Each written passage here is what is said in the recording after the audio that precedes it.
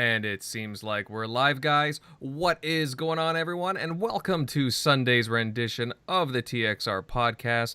This is episode number 166, the best place on Sunday nights to listen to some Xbox talk and more from around the industry. Of course, I'm your host, Invader, and I'm looking forward to tonight's show, as always, right? I'll admit that it's been a rather, quiet week in the gaming world, and the Xbox side of things, to say the least. A lot of devs are just now getting back to work. But, we still do have some stuff to cover, to chat about, some rumors and other stuff just floating about. But, before we decide to go into that deep dive, let me introduce everyone on the TXR panel, and I'll start with Centurion, Mr. Maricopa. How you doing?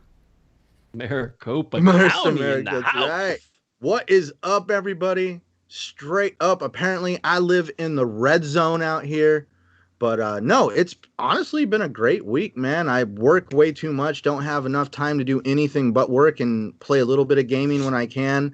For some reason, I am hopelessly addicted right now to Call of Duty and Godfall. Do not ask me how I ended up on Godfall. I don't know how it happened. Hey, but Godfall is actually an addictive game. Dude, I'm very addictive elements in the game. So it's about this is where I'm thinking, people might not like what I'm about to say, but it is pretty much the fighting mechanic of God of War. You have the shield on your wrist that unfolds. You have the ability to throw it. It returns to you. Your dual blades. I used some dual blades the other night that had chains, so you could actually throw them out and spin. The art direction is very God of War-esque too. I'm just saying, it's kind of like it's like before they made the game, Sony sent over a copy of God of War and said, play this and then get back to us. And definitely, that's where I'm very curious in the long run. Is this game really a timed exclusive? I've heard a lot of people that are beating that drum that this game is going to be an absolute timed exclusive. If it is, it's going to be definitely fun. I'm going to play this game with a lot of people if it is a timed exclusive. But I mean, there is just an exclusive looter shooter, no, or looter slasher, no. Looter, I know. But for me, there is so many similarities to God of War that I really am leaning that this game is not going to be exclusive. And I see Godfall's garbage. I don't know how it played, but here's the thing. I remember when Destiny came out, everybody was like, what the hell is this? And it's the same thing with Godfall. Godfall's not, I could tell you right now, Godfall's not a garbage game. Oh, no, I honestly like it. The story has me kind of intrigued.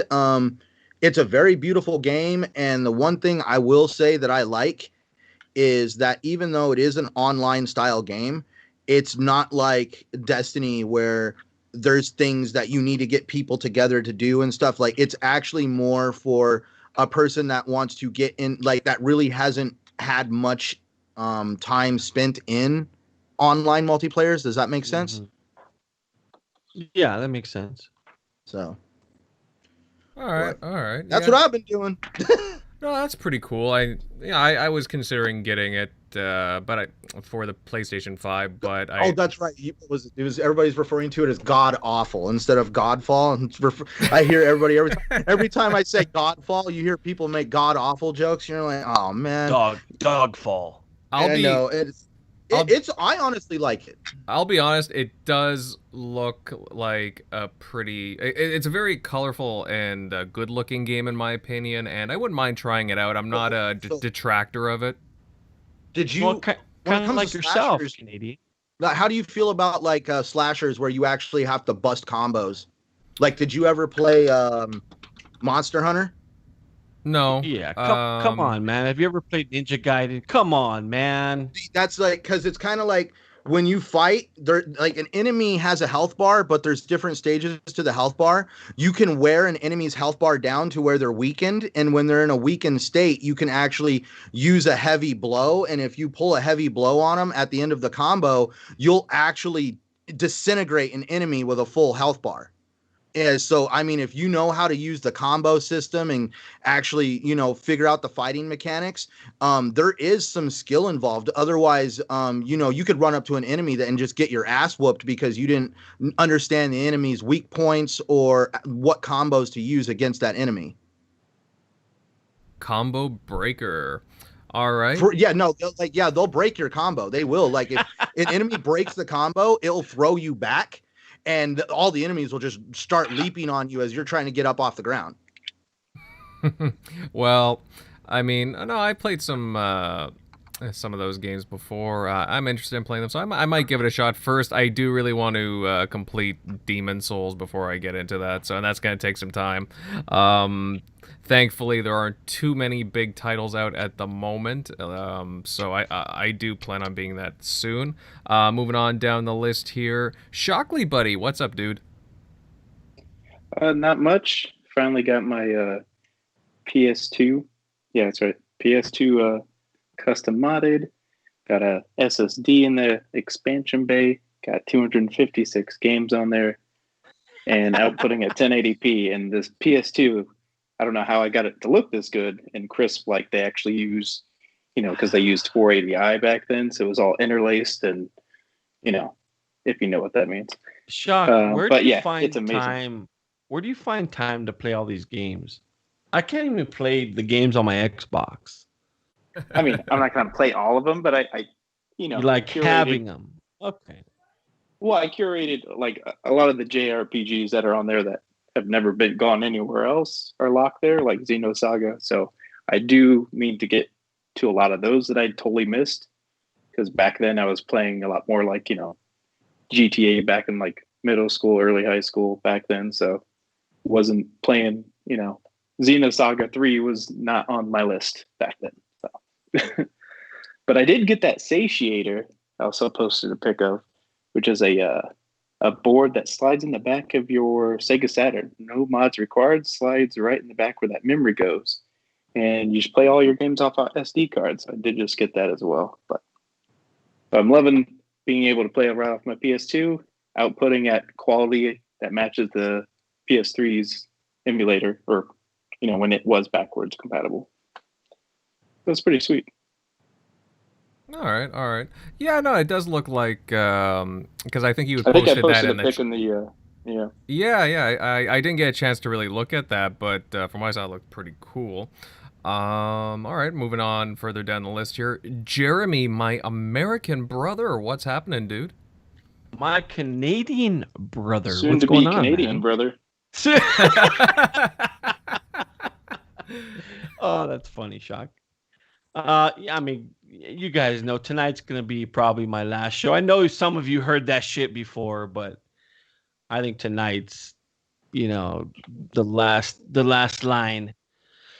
Yeah, it's just for personal reasons. I'd never thought I'd see the day where, not to get political, but I'm gonna go on a fucking political rant. Fuck it, it's my last show. Where this country's literally turned into Russia and China. I'm gonna say it. So you have these big tech tyrants like Google, which obviously owns YouTube, and you have Apple and Amazon and Twitter and Facebook, and they ban conservatives. I mean, this, Invader. They ban Republicans. Kind of silencing them in the process. They take applications off the digital front store like they did with Parler.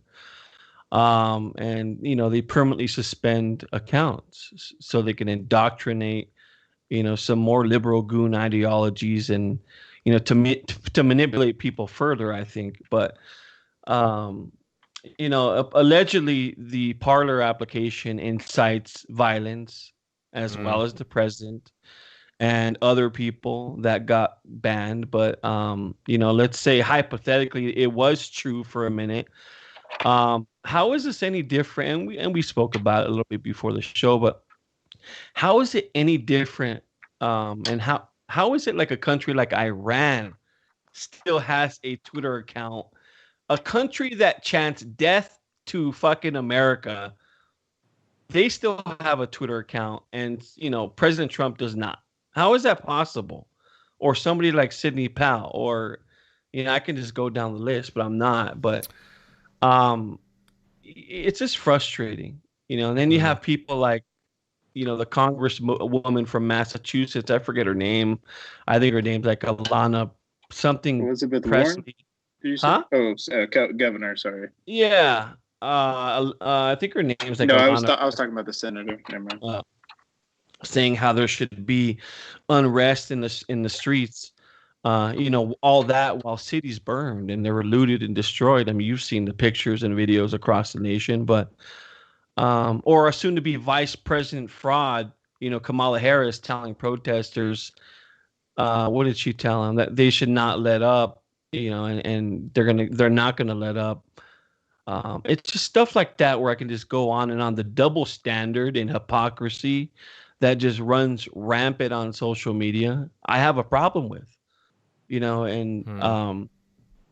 Just some of you on Twitter, I know you guys stay on Twitter. They actually think that's reality, like it's gold, like it's set in stone.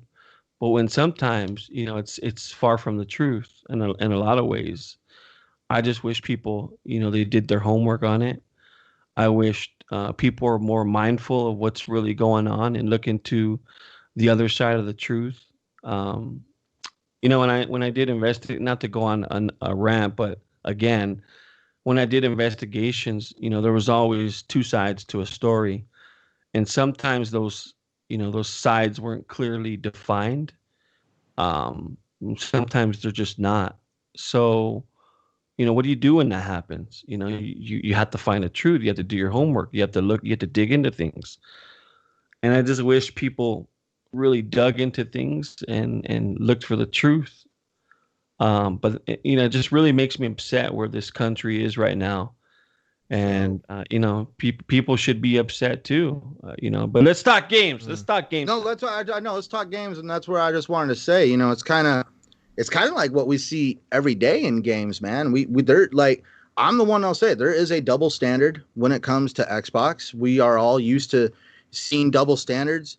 It sucks that, I'm not trying to relate, what goes on in gaming to the problems in any country, but we all see how a double standard can affect an organization like Microsoft.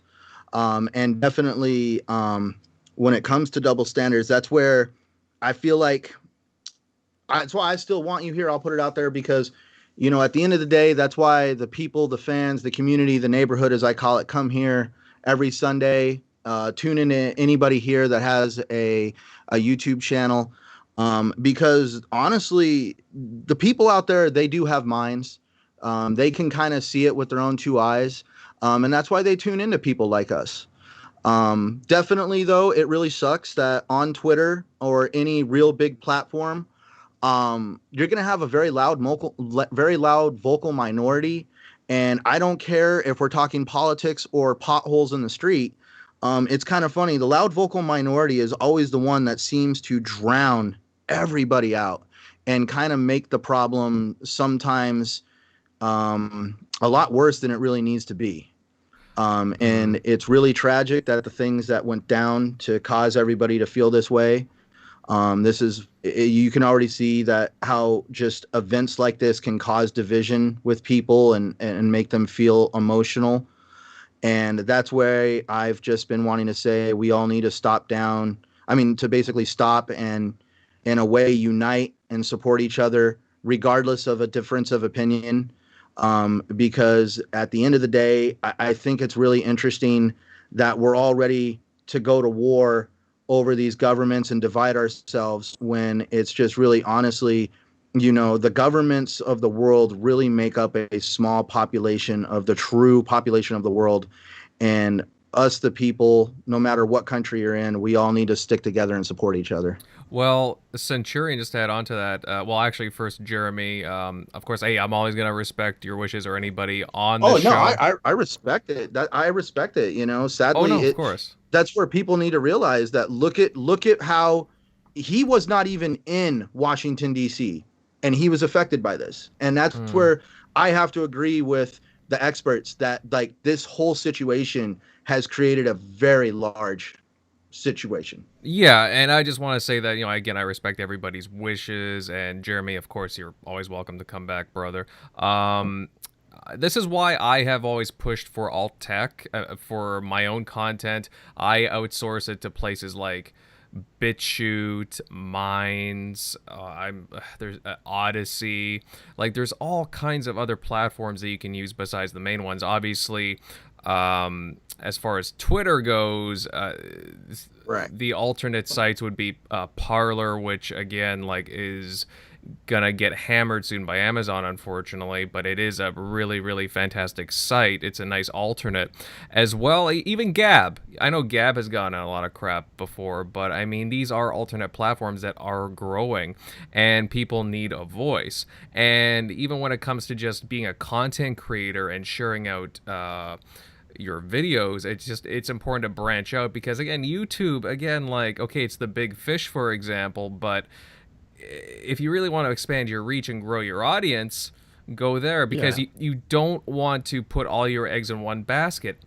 This is exactly, and this is what's happening too, because they're wiping out content creators even on YouTube right now as well. There's a mass exodus, and it's really scary. So again, if you are a content creator of any type, move your stuff to other platforms, and I do highly suggest BitChute. But guys, we'll move on here. After that little blurb, I do have to say though that I think we're still expecting Megatron to stop by. I'm not entirely sure, but if he does, he'll be making his way in shortly. And as a reminder, guys, as I was just saying, we're on a variety of platforms for audio podcasting: Spotify, Apple, iHeartRadio, and more. As well, we do have a new addition to our video platforms. Along with BitChute, you can find TXR over on Rumble, and definitely check that out and give it a sub if you happen to be a Rumble user, or you just want to check out the site. Okay, guys, we will finally move on to the thick of things, onto the topics. And as everyone knows, Xbox recently released the Xbox Series X and S this gen, or at the start of this gen. However, it looks like Xbox is already moving on to their next console edition. It was discovered that Microsoft has filed a trademark recently on December 29th for the name Xbox Series XS. Now, I'll keep this one open to anyone on the TXR crew who wants to start first on this. What do you guys make of this trademark, and will we be seeing a new Xbox Series X variant, relatively soon? I was laughing at this. I don't think there's any truth to it. Yeah, they did trademark it, but I think it has more to do with the, just the terminology for everything. You see on the side of the games, it says XS on it. I think that has more to do with it than a new system. They're not going to give up or even throw another third system in the mix. Maybe, I think there was rumors that maybe they're going to have a Series X that is digital, all digital. I think that was another rumor that was out there. I do not think that there's any truth to that either. I mean, the only way I could see them doing that is if, they want to be more competitive with Sony, the Sony PlayStation, which their digital version is at $400. And I could see them doing that to get them, just the X's in home. So I think that has more to do with it than just, what we're talking about, the third system. I think that might be it. But who knows at this point? I don't know what Centurion has to say about it, but. Yeah, totally. Well, I'm thinking right now, Microsoft is probably just doing what Downer said. They're just kind of putting some copyright out there for terms that they're already using on a lot of their packaging. But it is also kind of asinine to think that these companies are already planning another console when they can't even really get consoles into the homes of the people that need them now. I'm kind of sitting back, kind of thinking about the whole situation. Like, has anybody tried to really go out and buy any game console? I'm thinking, like, I'm like in my head going, I think I've seen some Nintendo Switches sitting around, but I'm like, anywhere I go, I haven't seen an Xbox of any kind, a PlayStation of any kind, I'm just kind of like in my head going, oh my God, if for some of these people, if you or some people like even me, all I have is an Xbox One X and a Series X. If I brick either one, I'm basically down to one Xbox. Because I'm just curious on how right now we're even talking about a potential third console when honestly these companies are trying to get the products that they already have into people's homes, and that's already an uphill battle in itself. So right now, I think it's just a little too soon to be talking about having another console come out. That's at least the way I feel about it. I mean, It could regretfully, be, Centurion. It could be a future now where there could be a oh yeah, mid definitely refresh. not right now. Yeah. Well, this is in years from now. preparation, right? So Right, in preparation, but that's where I'm even thinking as like, is it really too soon then is it still too soon? And then XS. Oh man.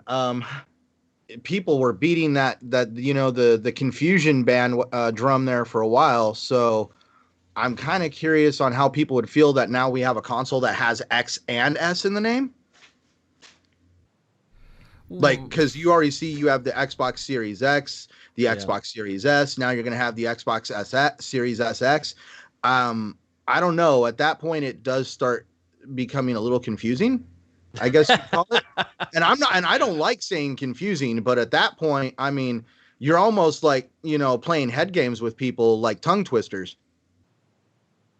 Definitely. Well, there's a few interesting thoughts to this. I mean, obviously, it would make a lot of sense if they're already testing out different models and whatnot. They already have an idea of what they want their next iteration of an Xbox Series console is. I mean, I would imagine that it would be smaller, with or without a disc drive. That remains to be seen. I would assume with one. But, would it have more storage? Somebody in the chat here, Chris Hughes, he had an interesting thought, and I even think Phil had mentioned this a few months back. I think the XS is a streaming stick. Could that be a possibility, guys? I mean, that would be the one thing I would think that would actually differentiate it so much to where you could not get it confused with a standard console. And there were rumors, Invader. I mean, we spoke about them a few months ago about how that stick was almost a real thing, or is going to be a real thing. Yeah, well, that's the thing. Microsoft in general, everybody at Xbox, but Phil Spencer in particular has been very vocal about wanting to get to billions of gamers, wanting to get, well, not just Xbox, but Game Pass in particular, just onto everything. I mean, obviously, they have all these deals with Samsung and LG in place, but what about, other TVs? What about older TVs? A lot of people still haven't upgraded. So a streaming stick would definitely help out there if somebody doesn't have a smart TV. And yeah, it's another avenue for them to sell games and get Xbox onto literally everything out there. But I also don't. I could see it being that way because I've played a little bit with Series X. I mean, not Series X, XCloud, and I at least don't know what's going on with my situation. But I'll put at least I notice a little bit of lag. I know you guys are using those keyshis to kind of get rid of some of the input lag between the controller and the screen. Yes. And that's where I honestly feel that maybe Microsoft has probably taken a step back and looked at the honest limitations with streaming right now. And regretfully, with the situation with the pandemic, 5G probably didn't roll out as much as they probably wished it would have. And so this is one thing I will say Microsoft is good at. They are definitely good at pivoting. They are good at building hardware. They always have hardware in development for something. Just because it never sees the light of day does not mean that it doesn't exist. We all know that with Xbox and Microsoft in general. And they probably see the situation, and they're probably wanting to find a way to get a much more cheaper localized hardware into people's homes to take advantage of xCloud because of the regrettable limitations with what's going on right now. I think there's some truth to that, and you bring up a good point about the pandemic, but that's even more so to push xCloud right now. So imagine if they can bring out a stick, and Oh, dude. you can't even get these consoles in these doors right now. So Well, at also that to point, add on to it, you think about the stick, man. Think about all the apps we got coming out now. With yeah, Disney Plus, we got Discovery Plus, History Channel Plus. All these apps, HBO Max, are starting to explode, and they're finding out that some of these yeah. apps are locked down to certain devices. But we talked about this in the past, how Microsoft and Sony both have kind of been neutral. There hasn't been really an app or anything that has been locked away from their device or And this is where, devices. since you're on, this is where I think they kind of dropped the ball in terms of opportunity goes. They can, do things on the iOS. I know it's in development, obviously. They could do things with iOS where it has to go through the web browser to, activate xCloud. Um, Google storefront, you can just download the app. But I do think once if they create an application on your TV, you can get it in homes and have them promote the crap out of it. And that's where I think that the opportunity's lost somewhere, where they can just push xCloud. You don't have to have a system. You can play already. And I think they just missed that mark for some reason. Uh, Um, I, I think they could take it to the next level with some of the yeah, deals that they have with Samsung and LG. These compute chips that they're using in the Series X and the Series S, if we were to take those chips and integrate them into these TVs, you now have integrated hardware in the television that would be able to do some of the computations for xCloud, and it's actually in the television. Like you could have televisions right now could be shipped out with a little thing on them that says series Xbox built in, because they have the chip in the television that these consoles use to do most of this stuff. well, there's some people right now who do not have consoles because they sold their system and they thought they're going to get X and maybe did not, or S that did not. I encourage you to, if you have a S20 or a Galaxy, a newer version, to dex your phone and play xCloud that way. Subscribe to xCloud and you can play. You have a built-in Xbox where you could stream your games. All you really have to have is a controller, whether it's a PlayStation controller that does hook up to your Android device, or an Xbox controller that does the same thing. Or you can go the Kishi route and just less lag on that, where you can just hook that up to your phone, and it works like a dream. You can dex your phone, and have a built-in library of more than 100 games. So who Well, needs you a system when you have right? xCloud? You told me to do a video on that. And actually, the funny part is people still tune into that video today to basically check out. It's just like, oh, yeah, this is all you need to do. You don't need a game console. You can actually use the cell phone in your pocket to basically create a bridge between your television and Microsoft servers. Yeah, no, you're absolutely right. Shock, I'm curious about what your thoughts are on this. Do you think that this trademark is something that we'll be seeing in the near future, or, I mean, could it just be some kind of an error? Yeah, I mean, with that, it could be. I was just thinking it was like X and S, like how they Hmm. like package all of their stuff next to each other. Um, but yeah, it could be something like streaming or just something in the future. It could be like obviously maybe not something right now, but something they're building that here in the next few years they might understand where the market's going. What technology, because they're always looking at the newest consoles. Those start years in development. Um, so by that point, Sony might have a Pro out, and then they need to, release something equivalent. Um, Well, but yeah, you hopefully they differentiate it a little bit, and maybe not with the name, but with the box. Make it pretty simple. That okay, this is this new console. If there's a mid-gen yeah. refresh, who knows? Well, Shock, you and I both know Sony's doing whatever it takes to slim down that beast of a console. So that refresh is coming sooner rather than later. Yeah. Yeah, probably.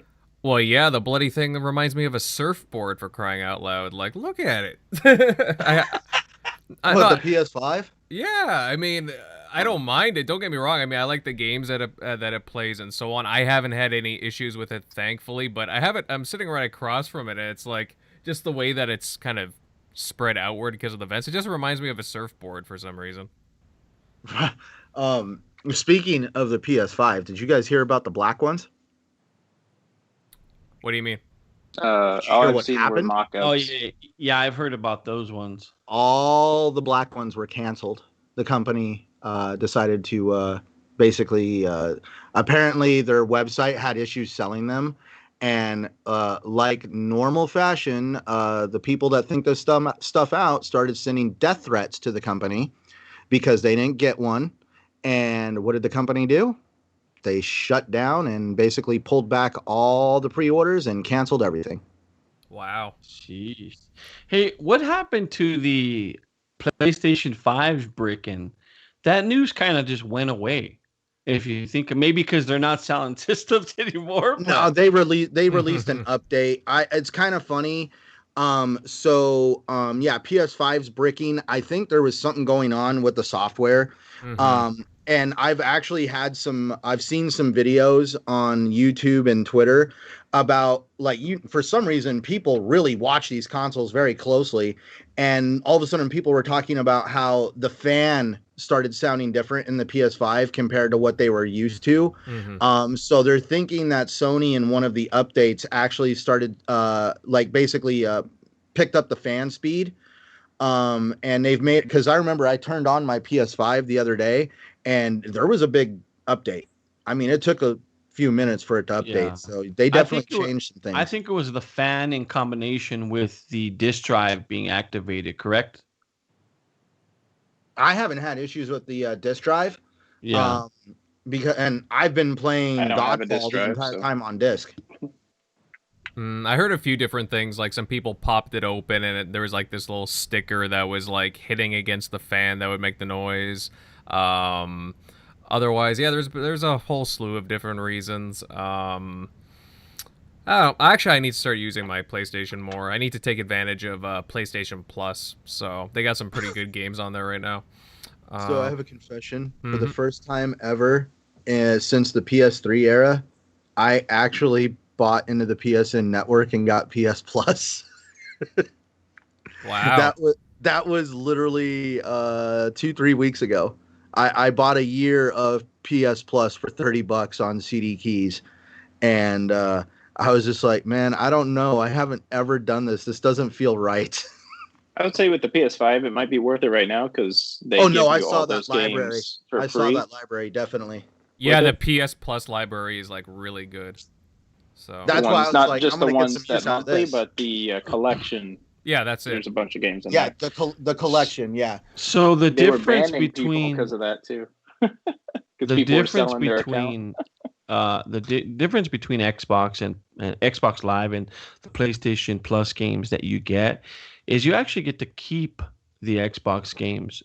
On PlayStation, they lock them if you don't have PlayStation. I heard that was only true with Xbox 360 titles and older. Yeah, On Xbox One titles, they'll lock them. that's correct. So Yeah, Xbox One likes them. Okay. So what's They used to so, not, or I guess no. So I guess they never lock did when them they again? switched it. They've always locked the Xbox One. When they first started their games with gold, it was in the Right. 360 area, so you could keep them. They never changed that for 360 or original Oh. Xbox. You keep those.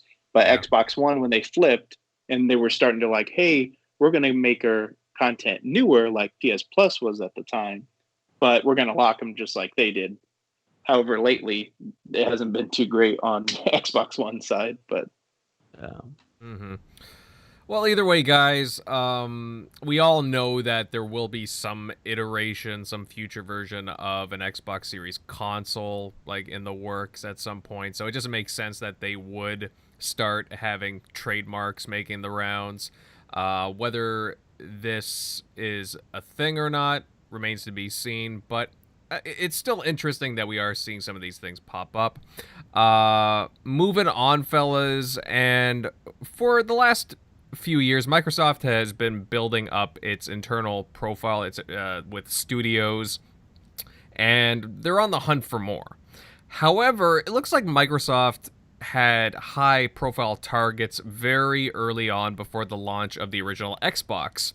Now, according to a Bloomberg report, Microsoft was making the rounds back in the year 2000 to try to acquire the likes of, well, massive household names like Nintendo, EA, and Square Enix. EA said a swift no thanks. Nintendo apparently laughed their asses off at the idea of it. I'm literally quoting the article here. And they were also unsuccessful in bidding for Square Enix and even Midway, too. Midway had came up there because of Mortal Kombat. So this is actually some pretty interesting commentary here, guys. Jeremy, I'd like to start off with you here first, hearing your thoughts on this. Can you imagine how things would have looked early on if Microsoft had grabbed the likes of EA or Nintendo even, or Midway early on in the Xbox life cycle? Money doesn't always talk or work in most cases. I think sometimes it's experience and, industry credibility that matters pretty much. But I think the question would be more interesting if you look at it like, would Nintendo have laughed if Xbox approached them today? And the answer to that is I highly doubt it. Because why? Because now Xbox is in a great position. They're well respected. They have, they have tenure in the industry. They have, you have a say. That ZeniMax deal was huge for them.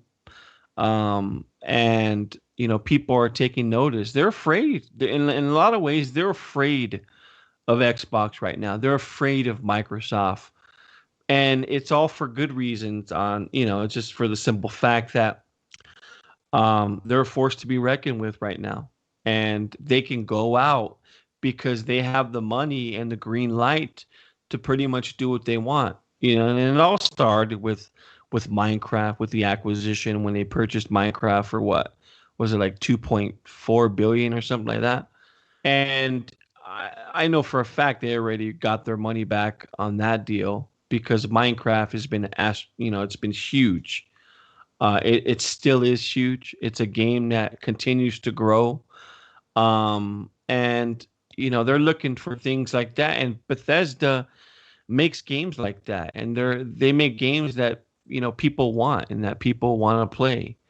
And now that Xbox has them and they have tremendous IPs, like Quake, like Wolfenstein, like the Fallout series, like the Elder Scrolls series.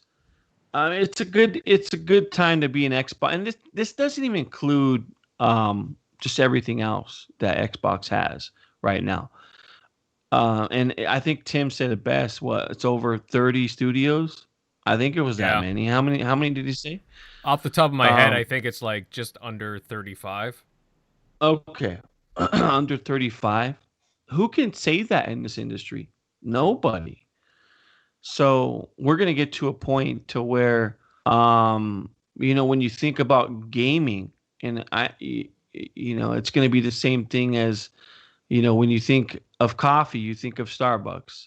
When you think of burgers, I know I think of In-N-Out. I'm a Cali guy, but when I think of burgers, most people think of McDonald's. But when you think of gaming, what's the first word that comes to your mind? And I think we're eventually going to get to the point now where Xbox is going to be on that level. When you think about gaming, when you turn on your TV, the application, the xCloud application is going to be on your TV. When you want to play on your phone on the go, you're going to have that Xbox app. And when you want to play on a console, you're going to have Xbox, there and now. So I think Xbox is going to get to a point now where if you think about gaming, it's synonymous with gaming. And, I laugh at the fact that thinking about it now, how would Nintendo have reacted if Phil would have approached him today? And I think you'd probably get a different reaction than they did back in 2000 when they were laughed at. Because at that point, Xbox, they really didn't have the pedigree. They didn't have the experience. They were new at this. And, I think now it'd be a different result for sure. Well, we probably would have got great titles like Forza Mario Kart and Zelda first-person shooter. I think that's why it's like the pedigree. I think Nintendo at the time would have saw like, oh my God, could you imagine Donnie D having access to the Mario franchise? Oh boy. Anyways, I think the landscape would have been totally different for sure. I just see, I'm going to be upfront. The executives over at Nintendo is kind of like its own special thing. You can tell the executives over there, yes, they like money, but they also care about the products that they put out and that the ecosystem that they have spent a lot of time creating. And they just didn't want somebody to come in and just kind of like purchase this ecosystem and not really have any, I would say, said respect for it. Because like you said, Microsoft didn't have the pedigree at the time, but they were a software company, hardware company. They did Windows. I mean, they did PCs, but they did PCs for people to run a business they weren't building Windows for somebody to like game. Well, they do. I mean, they did have franchises, for PC, like obviously Mech Warrior, a couple of the simulator games like Flight Sim, Age of Empires, and so on. It's not like they didn't have anything. It's not like they were like heavily invested into like I guess wanting to aim for gaming, because you kind of see they didn't really. I want to say it was interesting during the original Xbox era, when we had like The Rock out there helping Bill Gates on stage show the original Xbox. I even make jokes on, like where's some celebrities like that nowadays helping us reveal these new consoles. But definitely, I think they didn't. In my mind, I really saw Xbox really starting to hit their stride when it came to gaming during the Xbox 360 era. And then obviously they had a little bit of short of a stumble there a few years after that. I just feel Microsoft may have not been ready for something like that at the time, but definitely I like the approach on at least the person, whoever they interviewed, said, the idea of we do really good hardware, you guys do really good software, let's make a deal. So it also wasn't out of the realm of ordinary for them to even try. Sort of can happen. You say no. But also let's look at at the time. Technically, at the time this offer was made, Nintendo was technically getting kind of whooped on by PlayStation for sure. And the other consoles that they released to compete with the PlayStation and Sega didn't exactly go over well. Because this was before actually, the Nintendo 64 was hugely successful. It was successful, but it was not as successful as the NES. No, of course you can't. And that's where they were. That's where they were weighing it against. Like technically, they didn't have their lightning in a bottle moment again until the Wii came out, which was after Microsoft had made this offer. So at the time, Microsoft maybe thought that they actually had a chance, not realizing that Nintendo, it wasn't always about the money. It was, about somebody who's going to respect the product that was created and grown. Because I mean, some of these executives over at Nintendo have literally been there their whole lives. And I think Xbox now is looking at just other avenues of retail too. I mean, just look at what Minecraft did on the merchandising side for them. Oh gosh. And what they're able to do, with Legos and the plushie toys and just everything in general. The business side to that. I mean, it's a huge business in itself. And I think you're going to get the same effect with this ZeniMax deal. I mean, just think of the possibilities. ZeniMax was already building a relationship with Nintendo. We got I know we got Wolfenstein on there. There's a couple titles that have popped up from Bethesda on Nintendo. This is the generation. Not only that, I'm talking about the merchandising side with the toys, like the That Fallout Boy. That too. But what I'm saying is, Microsoft. This is one of the things that also kind of Microsoft probably saw as value to this ZeniMax purchase is they have already built a relationship with Nintendo. And Microsoft has been trying to build a relationship with Nintendo. That's why we're seeing like Banjo show up on Nintendo. They have always had a good relationship with Nintendo, and they have always looked to make this relationship stronger. And I feel like the Bethesda purchase or ZeniMax purchase, whatever you want to call it, was definitely another way to help strengthen that, because now Nintendo is going to be able to probably have a little bit more of software on their platform, in the fact that they're already working together with Microsoft in some small way. Mm-hmm. Definitely. I mean, if that made sense. I know this totally went down a different direction. No, totally. I just kind of wonder how, again, things would have gone if, for example, Microsoft bought Square Enix early on. That way they could have had, a steady supply of those Japanese market games going into their system. Yes. I remember that deal. Or when they tried to approach Square Enix about that. At the time, I think they were just Square. I forgot exactly when they acquired Enix. No, according to the article, they were just Square at the time. They had not purchased Enix. Yeah. So, Enix didn't come along till I think midway. Yeah, and then Xbox got some nice Square Enix titles. Nothing on as far as the PlayStation content that they got, but they still got significant titles from Square at the time. So I mean, sometimes a non-win is still a win in the gaming industry. Set them up to bring Square to the 360 was the bigger to take away like Final Fantasy of being like exclusive. See, and that's where I kind of, it shows how Microsoft wasn't really too fully invested in gaming per se until the 360 era, and even then they weren't as invested as they are now. They're over here buying up everything they can. During the 360 era, they passed on BioWare and they allowed EA to pick that up. Obviously they tried to buy EA before that, and EA kind of didn't want nothing to do with them. It just really stinks that Microsoft kind of is just now at that point realizing that they should have been growing these studios all along. Well, if I may interject, I do have to say, though, I do have to give credit to Microsoft early on, because they were still aggressive in getting studios. Well, they were purchasing content from studios, but they weren't growing studios. They were just like walking over with kind of like with Nintendo, walking over with a suitcase full of cash, saying, "Hey, what can you sell us? What can we put on our console?" And under Peter Moore and Donnie D, it was a 10 to 11 year neglect of no investment in studios. Now, or if they did invest in a studio, they lost studios, so they netted zero gaining. I think. I'm just guessing here.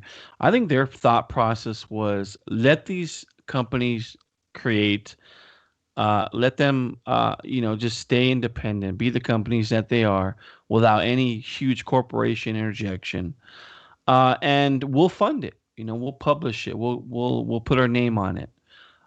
Just get this game made. And I think it kind of backfired for their future plans. I think that's what happened. But then you could go for it, Invader. I'm sorry. Oh no, it's okay. I just want to add though to my point that it's not like Xbox were doing nothing, because they acquired Bungie, right, and they got their most valuable franchise out of that, over $1 billion franchise, Halo. True. Not only that, they also I believe they created Turn 10 as well, which also, again, Forza is a massive racing series. And then they helped fund with Epic Games and Gears of War. They put a lot of effort in.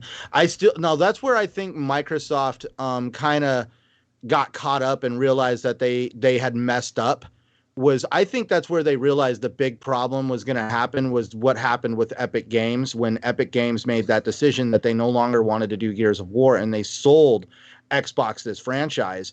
And now Xbox is like, well, what the hell do we do with it? We don't have a studio. And I don't think they said that. I don't no, think but exactly they said that whoa, because I they remember. knew they had a monster hit, and it just the matter of someone developing it was it was just a matter of time, and they found developers for Well, it quick. if you It look, wasn't that's how like Black Tusk. They went to Black Tusk saying, yeah. "Hey, did you want to do Gears?" And now we have the Coalition. So that's where it's really sad that we're all Xbox fans, but we can't deny the fact that there was a period of time where, rather than also growing studios at the same time, they relied heavily on a lot of third-party and second-party studios to basically cook their software for them. And then all of a sudden, the deal went down with Epic Games, Lionhead with the Fable franchise, Platinum Studios with Scalebound, and it was like one like a thing. combination of It was like a an combination. avalanche. It was like an avalanche, and it was kind of like, well, it's kind of like, well, what happens with an avalanche? You call a rescue team. They didn't have this rescue team, man. They were like, oh, we had this avalanche. Where's all our rescue studios? Oh crap! I knew we forgot to do something. Well, and that's where it's like, all right, and regretfully, that happened. But I did like the stuff that came out of Xbox, even though during that time that there was a little bit of a drought, as we'll call it. But I still feel the software that came out of the few studios that they had was enough because it was like, this is some quality stuff. I enjoyed it, and it was what I was looking for. well, oh no, sorry. Yeah, Go ahead. I remember those times in Choran. There were dark times in the in the Xbox era, especially they were dark those times. We were scurrying around hiding. Dude, those were dark times. I mean, we're talking about we didn't know the future of Xbox. We heard the rumors from Lionhead, we heard the rumors from Scalebound and Platinum Games, and we're wondering what was going on with Xbox and their system. And it was just a combination, like I said, an avalanche of problems that just happened. And along came Phil, and he slowly but surely built up things to where it is today. And I think, yeah, I would have liked it a little bit quicker and faster to the gun, but we are where we are now. I guess it doesn't matter how long it takes to get to the top of the mountain. You just got to get there, right? And well, it's actually kind of funny. I was watching some stuff on YouTube last night, and we got to remember what Master Yoda told Luke Skywalker, that failure is actually, honestly, the greatest teacher in life. And basically, out of all the failures that Microsoft has had, they are much stronger now as a result of it. And we're going to see this coming definitely in the future, that they are going to be a powerhouse, especially now that they have kind of stepped in it and had some stumbles along the way. And they've got a good direction. They've got their eye on the ball. And as long as they can keep this momentum going, I really see big things for the Xbox ecosystem. You believe it or not, platforms like just content creators like TXR have been around for a long time. They're one of the first. I'm not going to say they were the first. They were one of the first. You have others that have been in the game a long time, and you look at the place where they are now. I think they've helped build a lot of these companies. Believe it or not, we have a say. We have input in the direction of our favorite company, of our favorite box. And I do think some of them listen to whether it's this podcast or another podcast. I do think they take it into consideration. Feedback, whether it's bad feedback or good feedback is good in general. So I do think. Oh, no, there's good examples of feedback. As a matter of fact, for a subject later on in the show, they took a lot of feedback on something, and it was like 50-50. So like, what happens when you take enough feedback from the community and like it's at a 50-50 point and you got to make this decision. So Microsoft definitely Yeah. takes a lot of feedback from. That's what I love about them. Like, I'm not trying to be a jerk, but I'm sorry. The executives over at PlayStation really act like they're too good to really hang out with the community. You never ever hear about them hanging out with their community. But meanwhile, I hear stories of 108 Dragons talking and hanging out with Phil Spencer. You guys hanging out with Phil Spencer, Larry Erb, Aaron Greenberg. I mean, like, I hear all these stories from E3. You know, we hung out with this executive, we did this with that developer, and I never really hear about anybody from over in the PlayStation camp, even kind of their developers. Like, even their developers are very stoically silent. Mm-hmm. Yeah. Now, I will say though, even early on for Xbox, do you remember the big studio purchase that made like a ripple effect early on in 2002? That was Microsoft's purchase of Rare, guys, and that was for And that's where people thought, like, all of a sudden they're like, oh my god, we're gonna have this game, that game, this game, that game. Mhm. And Well, okay, so Rare was like Nintendo at the time. Yeah. They were creating some nice. They were carrying Nintendo in many respects. They thought they were gonna get like Banjo Kazooie 3. They got Yeah. Banjo Nuts and Bolts. Good game, not a horrible game, but nothing like Banjo and It's when you Banjo buy the Kazooie company, 2. but not the talent. Like a lot of their key people, like 30 of them, left Yep. when Microsoft purchased them, just like overnight. They're like, bye. So the Perfect Dark for Nintendo 64 Perfect Dark, that was a is GameCube like a cult exclusive, classic, and I heard the Xbox but it went to 360 360. Perfect Dark wasn't really Yeah. I mean, it would have happened. People feel like Microsoft killed them. No, those were supposed to be GameCube exclusives. I remember reading at EGM that Perfect Dark Zero, you were seeing screenshots of it. It was coming to GameCube exclusive until that happened, until that deal went down. So they didn't kill them. Their talent was already leaving. Yeah, even Cameo. Or a Cameo lot was of their supposed to veteran be on talent. GameCube, but I actually like Cameo, to be honest. Cameo's a great game, very underrated game. Oh, very underrated. I played that game actually during the 360 era. I picked that game up on a whim over at a GameStop, and I played that game from start to finish. Yeah. Yeah, that's yeah. It's a shame the sequel never saw like the light of day. If you looked at some of the concepts for it, it looked really impressive with what they were going for. I remember when Rare Replay came out, I thought that was the coolest thing since sliced bread. I was like, I'm going to have access to all these games from all these generations from Rare. And I remember I hammered out Banjo Kazooie within the first days of getting it. The Perfect Dark game, at least the original on 64. Banjo Kazooie 2. Dude, I remember even going back and playing a little bit of Viva Pinata with my wife. I completely could not. It was just mind blowing to just be like, I could not believe how much Rare games I was playing back in the day. You know, and that's part of my fear with their purchase of ZeniMax is, man, they underutilize the IPs they have with Rare for sure. In my opinion, I think now they're making a couple of them, but it has nothing to do with Rare. But I just wish that they do their due diligence in terms of, just making these IPs shine, making them really good. And that way, just everybody can play them. No, definitely, Jeremy. So no, and that's where I'm not trying to hop back in, but I just wanted to point out like what Zink said about Sea of Thieves.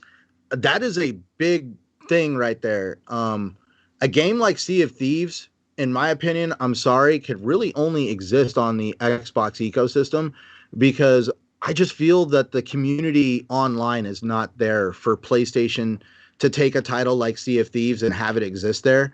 So I really feel that Rare is at home at Microsoft, and definitely I know Sea of Thieves has been an uphill battle for some people, but I just couldn't see Rare being anywhere else other than Microsoft at this point. Well, you look at how long it's been since their acquisition. It's been 18 years. I mean, Right. They're ingrained in Xbox Studios, so No, and that's Yeah. where I just really, and definitely that's one of the things that I at least like about Microsoft is that they are willing to deal or want to invest in developers that are wanting to think outside the box and try new things Yeah. rather than, hey, we have this great cookie cutter formula of a game. Can you build something on it? Yeah, I don't think the Sony platform's lost. I do think a game like Sea of Thieves could be successful on their platform. I mean, Could shit, be, look at but they Fallout. would have to put some. Look at Fallout guys. That's a perfect example. I mean, Fallout guys is crazy on PlayStation. I think they have so many concurrent players, a lot of Fallout guy. players. You mean Fall Guys? Like now, Fall that's guys. where. Is it Fall Guys or Fallout guys? No, I Fall think it's Fall Guys. Guys. I know they basically. I know the game you're talking about. And Uh, that's where here's the thing. That game literally was like an instant success on PlayStation because why? A lack of a game like that on their system. That's where Super casual. that's where I'm saying that we see how much investment and how Microsoft has basically when Microsoft is like people are like, well, what games you got, Microsoft? You know they're going to automatically blurt out Sea of Thieves. I just don't really see if PlayStation was in control of a game like that. I don't really see that being as something they would mention. They'd be like, "Oh, we got God of War, Horizon Zero Dawn, and some other great first player exclusives." And I just feel that they're not as invested in an online ecosystem because that's basically their bread and butter is single player games, and that's where I feel like a game like Sea of Thieves would definitely be overshadowed by every single one of their single player games. And I look at a game like Among Us, people don't realize that Among Us has been in existence for a little while now. And it's just almost like people think it's a new game on new platform. Yeah, it's on new platforms like iOS and stuff like that. But Among Us is huge now. I mean, it's a crazy streaming game. Everybody's playing it, and it's made a lot of money. So yeah. I had to go look up that game because I was just like, "What I'm is surprised this?" it's coming everywhere but PlayStation. That's weird. Yeah. Yeah, no, that is interesting that you bring that up. Yeah, actually, I think it's coming to Game Pass now that I think about it very soon. So I think it's already out on the PC Game Pass, but I know it is coming to the console Xbox very soon. Massive player base right now, and I'm definitely gonna dabble in it. It seems to be the addiction at the moment, so I'll give it a go. We gotta get a game. We gotta get a game with all of us playing. Yeah. It'd be a TXR versus the chat room. Definitely. Well, there's been some talks with some other podcasts, so get a nice a Rocket League game or just something competitive would be pretty cool. So we'll definitely get something in the works sometime soon. I would definitely like that.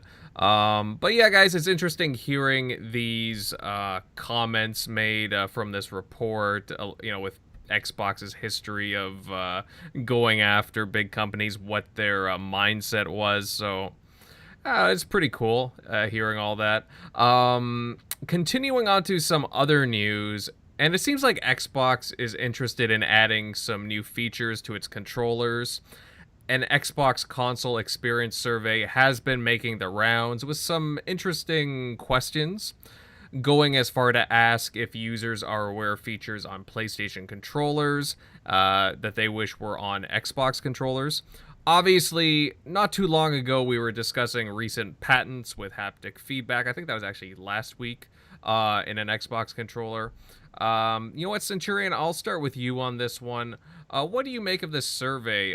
What else could we see added to an Xbox controller?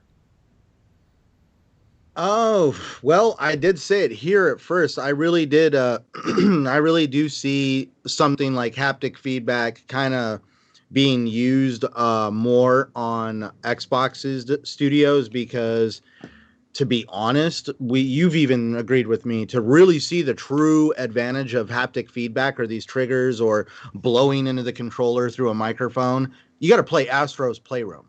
That's pretty much the one game right now that really shines when it comes to the full functionality of the PS5 controller. Mm-hmm. No, and I do agree with you on that. I mean, I have a PlayStation 5, as I think we said the last show, and really, aside from, I mean, Astro's Playroom does use it pretty well, but aside from that, I mean, it's, you know, a lot of it's just a tech demo. While it is enjoyable, other than that, it is obviously a tech demo. No, definitely, obviously. But that's what I thought it was. That's what I thought it was like, because you're going into a world called, oh, check out the GPU. Let us show you the PS5 GPU with haptic feedback. So, right. But that's where I've kind of read some of the stuff about haptic feedback, about a lot of people turning it off, especially in situations where there's real aggressive rumble, because the triggers, I guess, were resisting them so much that they actually broke the trigger. I was kind of interested. I'm kind of confused on that one. I haven't had a situation where I've literally had to pull the trigger that hard, but I guess it's happened, and I guess a few people have actually broke the trigger right off of the controller. Well, I could see just the normal wear and tear of machinery and moving parts inside, controller or anything for that matter, could ruin something. I just not only that, but with haptic feedback turned on, your battery power is crap. Exactly. So from the groups I've talked to, people who play Astro's Playroom, they'll get about 4 or 5 hours out of a controller. If the haptic feedback is turned on and you're using it aggressively, it'll eat up the battery in that controller very quickly. Where if you play a game without haptic feedback, the controller will last like 4 times that. So it's very interesting that Microsoft is starting to ask these questions. I'm pretty sure Microsoft, at least with their solutions, because we all know they use a bigger battery, I don't know if they're going to have a battery issue. This is definitely going to be something totally optional. I really see something like this really interesting them, because let's look at the adaptive Xbox controller. In my mind, I can only imagine that there's probably not like much rumble to an adaptive controller. So I would really like to see them take this technology and actually some way integrate it and basically improve the experience with people with the adaptive controllers. And I really feel technology like this is a good way to do that, because we're seeing some really fun stuff in the PlayStation controller itself.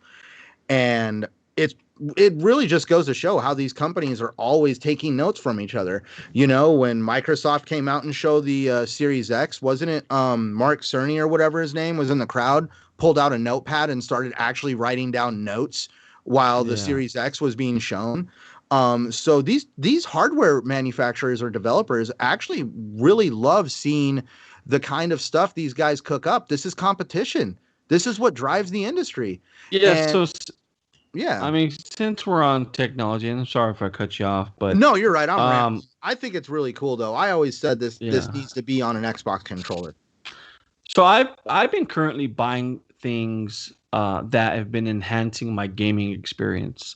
So, for example, I purchased the Philips Hue lighting system. Again, I said this last podcast, but what's on screen, that's what display. It displays. I hate you, by the way. Now, when I walk through Best Buy, I'm starting to look at that crap. Dude, I'm like, oh, I could have it to where when I freaking watch cool. Star Wars, the Millennium Falcon goes across my wall. I'll tell you what, if you buy a sync box, I'll buy you your first lights. How about that? If you buy, you gotta show it to me though. You gotta buy a what? If you buy a sync box, I'd buy you your first lights. All right, I'll check out the sync box. See, now I'm starting to look at that stuff. That's the only thing that's funny. Yeah. So I purchased the Philips Hue sync box along with the lights. And now I have this new headset, which I was talking to Invader about, and it's the Razer Nari Ultimate. It's the HyperSense. It has some intelligent haptics in it, so it's kind of weird when you play that your head is rumbling and moving with the music, and it's crazy to think that, yeah, your fingers are rumbling with the rumble controller. Now you have a headset, and now with the lights, it's just a different experience. It's a different way of playing games. But I do recommend the Razer headset. It is a good piece of tech. Not only does it have the THX spatial audio, but like I said, it has that technology built in, which is the haptic feedback for your ears. And it's just a good piece of technology. The headset itself is very loud, and it's good audio. So I do recommend it. But yeah, the offer still stands. It still stands, Centurion. So if you get your sync box for the Philips Hue, I'd buy you your first pair of lights, buddy. All right. And I really appreciate that.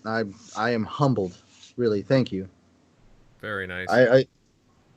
No, I'm like, wow. No, it's like getting all mushy on the show now. And Bader, you gotta buy this headset, man.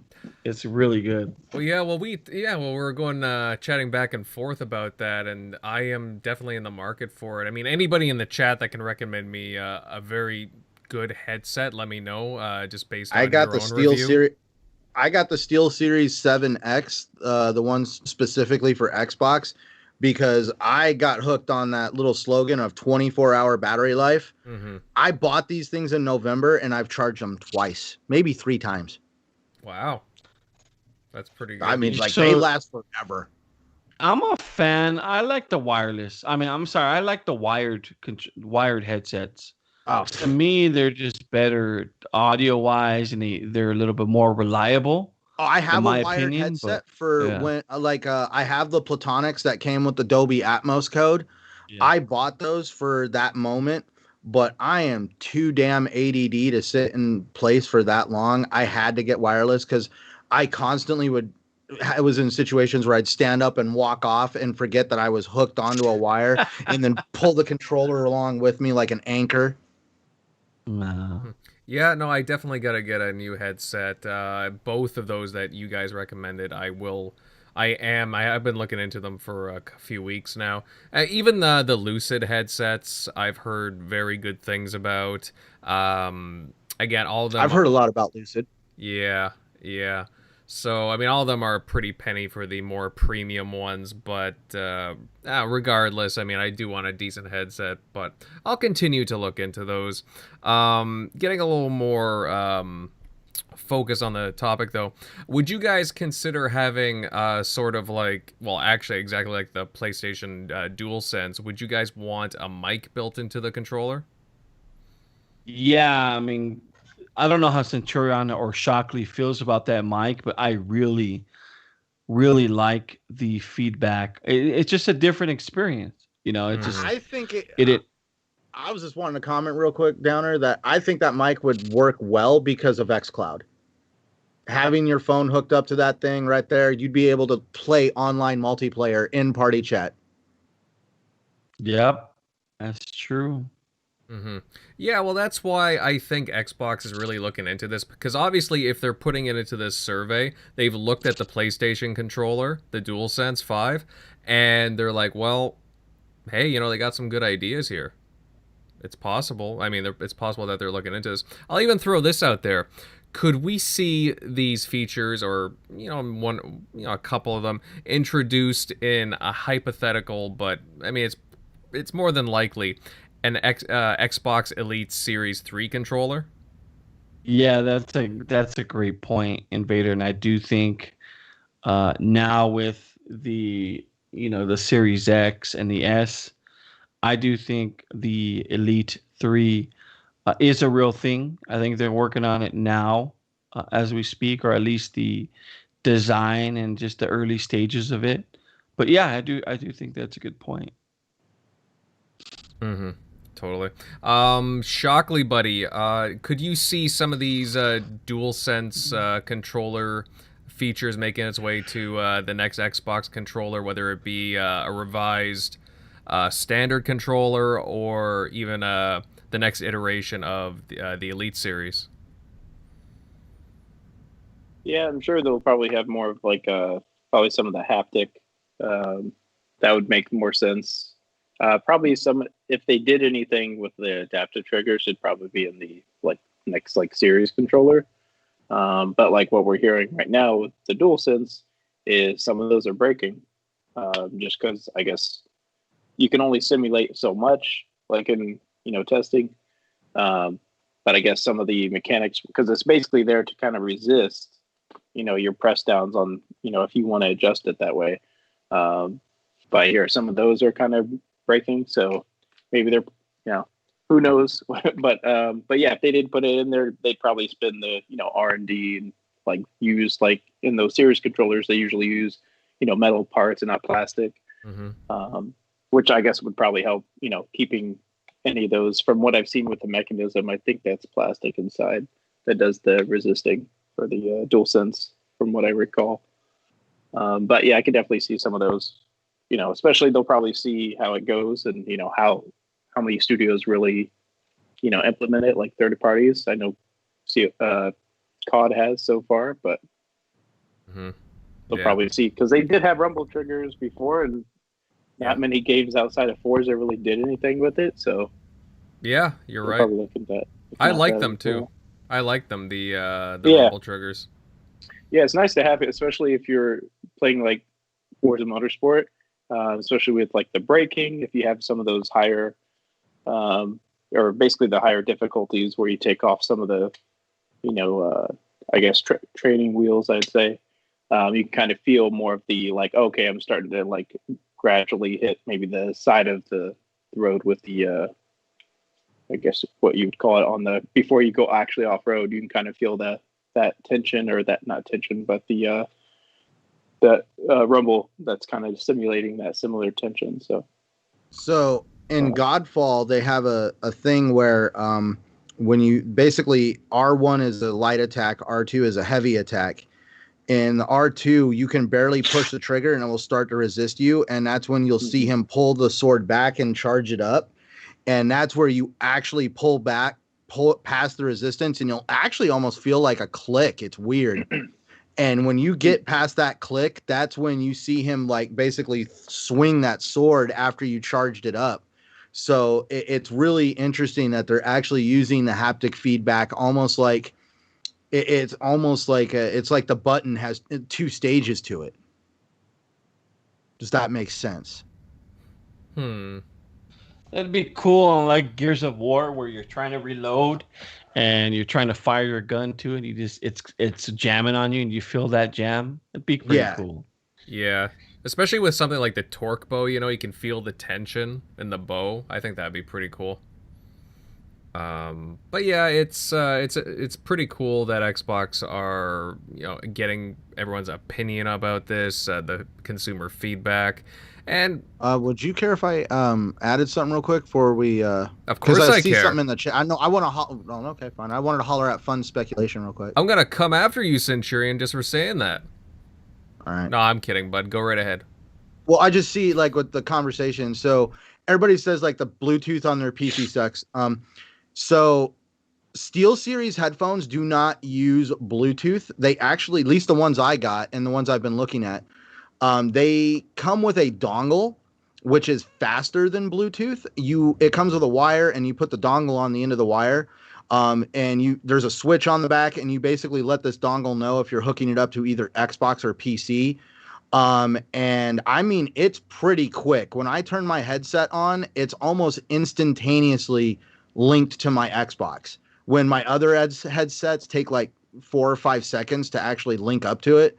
So the SteelSeries headphones use a dongle, and they don't use Bluetooth or anything like that. It's basically proprietary wireless receiver equipment that they've built themselves. And that's where you go with wired. Well, that's where. But now the cool thing is, though, with the dongle, it also fits into the bottom of the USB-C port on your cell phone. So you can actually plug this into the bottom of your cell phone and use it on your cell phone too. All right. All right. We got a super chat from Infinite for $10 US. Great show tonight, boys. Everyone hit that like button. Hey, thanks, buddy. Really appreciate that. And you know what, guys? That's a pretty good tip there. I think you should follow Infinite's directions there and just smack the like button. All right, moving on to, well, it'll be our last topic of the evening, guys. And as a lot of people have wondered why Xbox has yet to move on from batteries in the controllers. Its competitors have rechargeables in their respective controllers, but it's looking like it could be because of, well, a partnership with a battery maker, Duracell to be specific. In an interview with outlet Stealth Optional, Luke Anderson, the UK marketing manager for Duracell, recently revealed that there's always been this partnership with Duracell and Xbox in place. The deal to supply battery product for Xbox consoles and also the controller's battery. So that deal is going to go on for a while. It's been going on for a while, and I think it needs to go on for a while more. So, I mean, that's definitely something to read into there. Shockley, buddy, I'll start with you here. With this deal in place, is Xbox restricting itself from advancing onto what its competitors are doing? Or is Xbox, is what they're doing fine? Because, again, as a lot of people know, it's all about giving options, and options are pretty good in the end, right? So what's your take? Yeah, I don't think it's stopping anything at all. I mean, it literally gives you the option of both. I've had the two, or basically the rechargeable pack, like day one when the Xbox One dropped, they still hold pretty good charge. So like it cost me like 10 or 20 bucks to get that battery. Or you can just use on Amazon. You can have a lot of times, especially if you play anything that has any like retro consoles that use batteries, whether it's like Wafer, things like that. You can literally buy the inner loop batteries that Panasonic makes, and they last for even longer. So you can literally just pop them in. Oh, if it's dead, I don't have to plug in a cord and be wired while I'm charging the cable. Mm-hmm. Like, and the battery on the dual, even if I'm not using a game that has any of those features, like those, like the haptic feed it. Well, I think the haptic's pretty much always on, but the like the resisting and all that stuff. Just playing like Fall Guys, the thing you need to charge it after a good maybe 4 or 5 hours of playing Fall Guys straight. The thing's gone.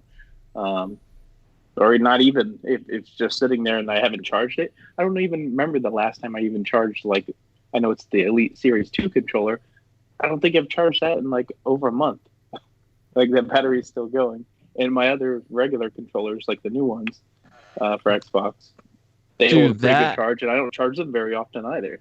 That Elite controller battery in the Elite 2 is a beast. That thing is insane. Like I can't remember the last time. I just keep pulling it out, and it's like, oh, it's still almost fully charged. I'm like, ow. Yeah. If you can get the battery life that you have, or the battery in the Elite 2, and put those in the controllers that you have, it'd be a great. I mean, it'll save people money. At the same time, yeah, you can charge a little more for the controllers, but I think that's it makes the better sense for route. them since they're forward compatible. Yeah. Like the DualShock 4. Well, for some reason you can't use it on PS5 games, but someone did say, hey, you can use a fight stick from the PS4 to play Spider-Man Miles Morales on the PS5, but you can't use a DualShock 4. That is true. There's I'll even post a video if anyone wants it. I forget who posted it. Shockley's like, I got sources. Oh no, it's Kevin Kinson. Kevin Kinson. Everybody knows who he is. Yeah, he posted a video. It was like, yeah, that was kind of an odd choice when, well, the PS4 fight stick allows me to swing around the city. Yeah. So, like, obviously that was just to sell more controllers, but with their philosophy, they're like, no, you're going to be the original Xbox One controller that's, not that great, like the first one from day one. You can still use it on the Xbox One X or Xbox Series X, and probably the next one. So it makes sense for them to do that because, yeah, if you want to keep using some of those cool stylized controllers they've made, well, they don't. Yeah. If you have to take that thing apart, that thing is not fun to take apart. To even, I can't even get that thing off. You probably have to like rip off your fingernails to pry that back piece off because the screws aren't visible.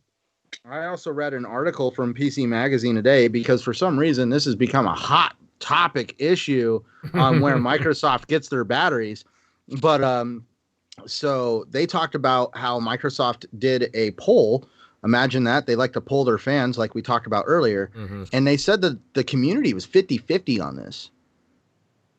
That's where I say, like, what do? You know, you just kind of like, you know, you could understand if the community was like demanding that you become, you know, this eco-friendly company. But the fact that they see all this feedback that they're like half their consumer base prefers this option, you're not going to basically pull the trigger on that. Well, I do think there's a sweet spot, though. You can go with like the PlayStation controller, which, I mean, let's be honest, you know, those controllers maybe last you 4 to 7 hours of gameplay. I'm talking about the PlayStation 4 controllers. I don't know what the PlayStation 5 controllers run, so I have no experience with them. I can't tell you. But I can tell you that those PlayStation batteries do not last long whatsoever. So I think there is a sweet spot. Now, if you can, like I said, if you can get those Elite 2 batteries that last you at least 50 hours of gameplay. I think someone in the chat said, you know, he hasn't charged his Elite in 2 weeks. And that's crazy. So if you can have a sweet spot like that, I think people's opinions would be different, you know. So, and the surveys would be different. I think the surveys would reflect differently as opposed to the latter. See, I like the idea, though, of Microsoft still making it to where you can take the battery pack out and change it. I'm with Shockley. I don't know why companies feel that it's necessary to lock a battery inside something. Because let's look at it this way. I have had many products in my lifetime that have failed because of the battery, and the battery was permanently integrated into this thing. Mm-hmm. And you're just going to throw it in the trash because of the battery. Do you throw your car in the trash because the battery goes out? We are all trained from children that you can change the batteries. Yet there's companies out here who basically try to push products that are like, well, you can't change the battery on this. I don't know. To me, the sticks and the buttons are more of an issue than the battery. So usually it's that way around where, you know, your battery outlasts the sticks or the buttons. So you have to replace it anyway. Well, but that's where. Oh, no, what were you going to say, Invader? Well, I was going to say, look at Apple, right? They're notorious for locking their batteries behind. You know, you have to go to them to get a new battery. You just can't replace it on your own, right? So, and that's I can't pronounce today. Infinite said in chat that, you know, the idea of the internal batteries is more sales because they know they're going to fail. Microsoft actually pointed out that they knew that the way they design controllers is they would design the controller to last longer than the battery. At least that's what they hope for. And they didn't want to be put in a situation where they are going to have failures and have to basically perfectly good controllers are going to go in the trash because of the failure of a battery. And I guess when you're trying to be eco-friendly, there's the other half of the spectrum. Everybody looks at like, well, you're putting batteries in the trash. Okay, well, we're going to go from putting batteries in the trash to controllers in the trash. Right. And then that's just more of an imprint right there. So, yeah, I think they'd be offended too if you threw a Twinkie in the trash, but okay. You know, Twinkies last like 25 years if you don't, they don't decompose. Hey man, at least they're trustworthy, right? So you can keep them around, and you know, they're full of you know, dye number 5, food coloring this, and so on. You know, everything that a growing boy needs in their system. So, and then you're wondering why people like get stunted at like in their growth and when they're in like the 5th grade or something. Yeah. I don't know. Megatron he eats lots of Twinkies, and look at him. He's giant. I had no idea that he really liked Twinkies. That's I gotta ask him that in the DM. But I mean, either way, guys, I'm glad that Microsoft does offer us the options in the Xbox controllers. I mean, regardless of this apparent partnership deal with Duracell that they've had in place and will seemingly keep in place, but I do like having the option just to switch out batteries or a rechargeable pack. It just there's a lot of common sense in there, and it just if there's something wrong with the battery and it was just closed in, I don't want to just throw out the bloody controller, right? So if I can take out the battery, it's a lot more convenient, costs a heck of a lot less, peanuts really. And yeah, I don't have to fiddle as much. So, kudos to Microsoft for that, to Xbox. And yeah, I like the options like a lot of people are saying in the chat. But on that note, guys, I think we're going to shutter down tonight's show. Despite the slow gaming news during the week, we somehow managed to pull it through tonight. And, I gotta say, guys, a huge shout out to everyone that tuned in for this evening. And it's always great to see you all here, everybody that turned out, each Sunday night. We got Fuzzy Belvedere, Rick Payne, DeBlue, who else? Other Zinc, Justin. So many other guys here. I'll just keep going up the list. Who else do we got here? Abacab, Fun Speculation, lots of you guys. Really appreciate you. PyCon Fusion, DeGeeky Nerd, and so on. Pong Soul, lots of regulars here. But, hey guys, if you happen to really enjoy tonight's show, then consider dropping a like, and also share this out all over your social media. Again, fellas, fun show. Now let's move on to some of the panel intros, and I will start with our favorite downer of the bunch, Jeremy. Buddy, great show tonight. Again, it's going to be your last one. Where can everybody follow you at, bud? Well, you can't follow me on Twitter or Facebook anymore. Yeah, right. You can find me on Xbox at Downer Space J. You can also find me on Parler, if you can even get the app anymore, because Google and Amazon and decided to take it out. But anyway, you can find me on Parler. It's Downer J at Downer J, so you can find me there. Anyway, have a good night, guys. Yeah, and to answer your question, Jeremy, it's still up. I just loaded it up now, so it's still up there, Parler. So, guys, definitely get on the Parler train. Well, I can find it on my browser and on my... I can open the phone app right now. So, it's still there for now. I have a feeling they're going to take it down at, like, midnight, you watch. But, yeah, Jeremy, hopefully you can come back soon. I know how much, you miss shooting this shit with Tim and Megatron, right? So... we got to get you back soon. But moving on here, Eric Shockley, buddy. A pretty good commentary, bud. And I definitely want to check out that video you posted with your PS2 modifications. Where can everybody find you at, brother? Yeah, as always, you can find me at Shock Nero on Twitter, Easy Shock on Xbox Live. But yeah, let me know if you have any questions trying to set that thing up, because there's so many great games on PS2 that have yet to go anywhere else, so definitely check them out. But thanks for stopping by. Yep. And last but not least, Centurion Pal. Good show tonight. Where can everybody follow you at? Yes, gentlemen, good show. Thank you to you and everyone in the chat that let me chew your ear off for the last 2 hours. Downer, I'm gonna miss you, man. I know it's fun. I get to play online with Downer. I got to hang out with them, chat with them on the phone.